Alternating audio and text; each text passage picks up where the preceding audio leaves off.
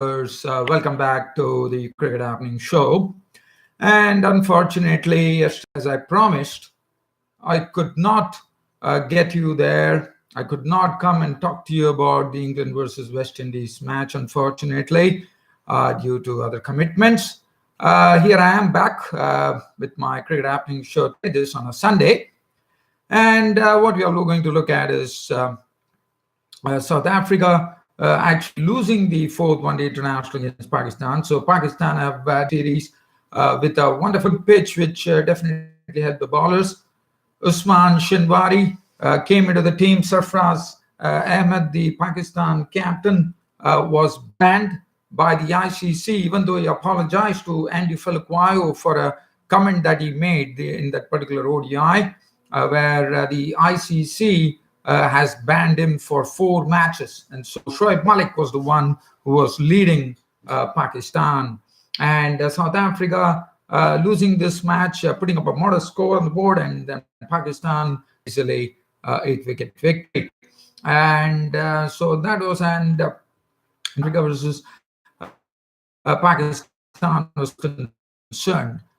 West Indies, England is won the match by huge Fishman, losing 8 wickets in space of 45 runs. And today, Hardik Pandya, the Indian all-rounder, who has been released by is there in New Zealand, and he would be someone who would be replacing Vijay Shankar in the quest for India to close the ODI series against New Zealand, which they have been doing very well. New Zealand have their last chance today to keep the series alive if they win against India. But definitely Hardik Pandya coming into the team strengthens the team a great deal.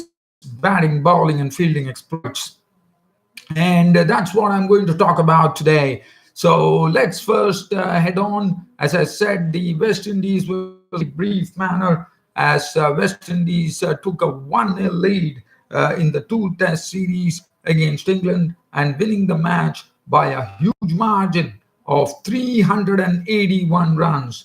Now, yesterday's story was pretty much Rory Burns was the highest scorer, looked very good and looks promising for the future as well for England with a score of 84 that he contributed, and he ran riot through the England lineup to actually bowl pretty quickly, and it was just a matter of time as to when West Indies would register this with a huge 381 runs win by the West Indies over England at Kensington Oval, Bridgetown in Barbados.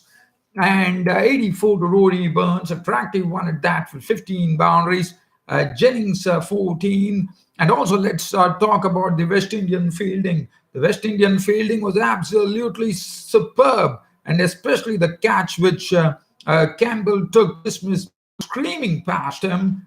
He was diving full length. His whole body was in the air as he grabbed that catch, which was a big wicket as well, with Josh Butler gone for 26. Jennings made 14. Jonathan Bairstow was a victim of the bowling of Shannon Gabriel, a fiery over from Gabriel, out for 30, 6 boundaries. Joe Root was a victim of the bowling of Roston Chase, who was the record-in-chief, returning career best figures of 8 for 61. Ben Stokes, 34, did a good job, but he was LBW bowled Chase. Butler, a magnificent catch taken by Campbell. Moeen Ali's catch was also good. Caught holder bowled Chase for not, fell to Chase for 5.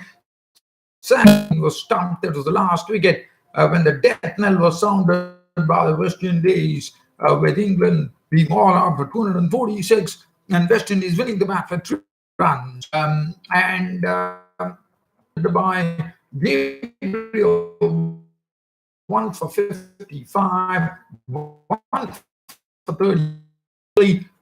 Absolute teamwork. One for what was precisely needed. Indies versus England.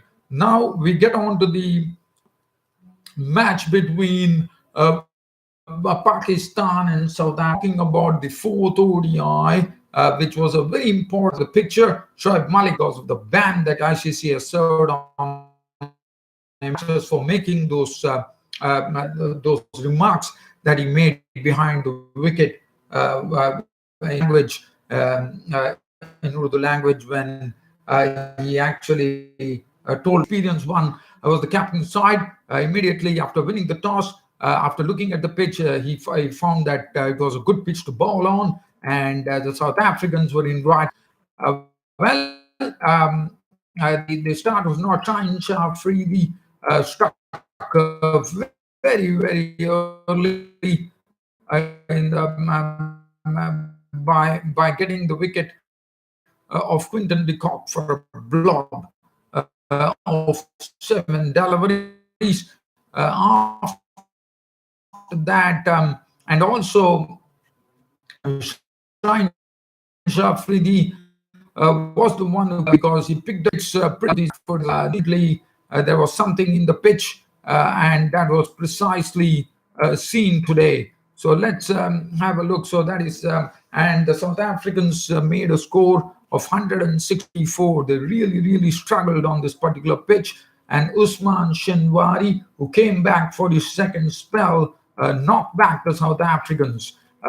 If you look at it, and there were two big wickets. So the double breakthrough was provided by Shine Shah Freedy. After that, there was a good partnership that happened for the third wicket between Hashim Amla and Du Plessis, who took the scoring along, and they were doing a pretty good job at that. And they had taken the score to 119. So it was a 101 run partnership, which South Africa some step. As I said, after that, we saw the wickets going. It was the first wicket to go was Du Plessis. Du Plessis was dismissed by Shadab Khan, the leggy, for 50 overs, 5 fours and 1 6. Hashim Amla fell a clean bowled by Ahmed Bazim for 59 of 70. Vander Dassen and Fries. But Usman Shinwar, David Miller was LBW ball, Mohammad Amir for 4. Vander Dassen and Felukwai were truly trying to get, but it was the bowling of Usman Shinwari.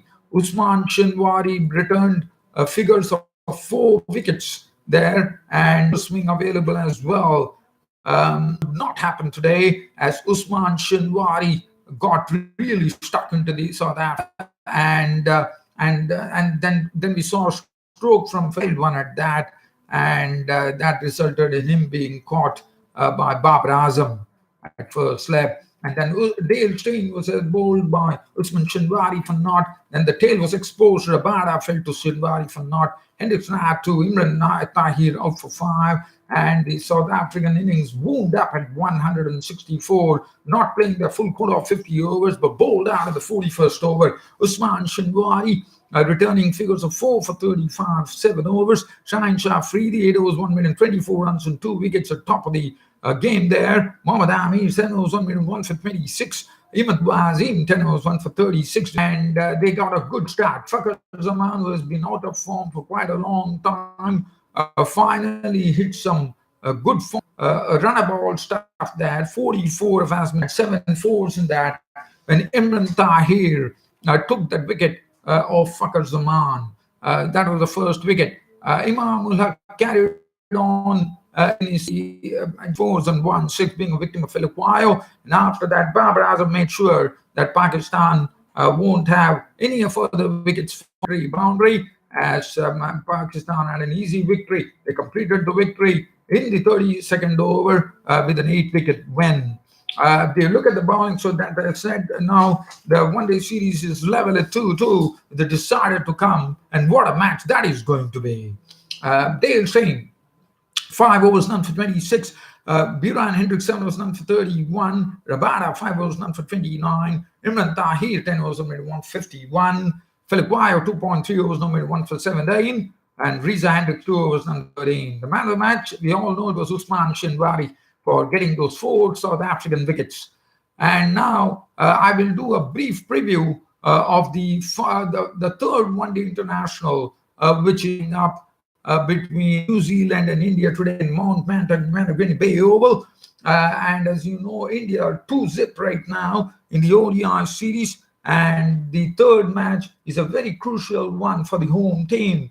And let me tell you that India has been strengthened with the coming in of Hardik Pandya, who has been clear to put it across India today at Mount Managrini.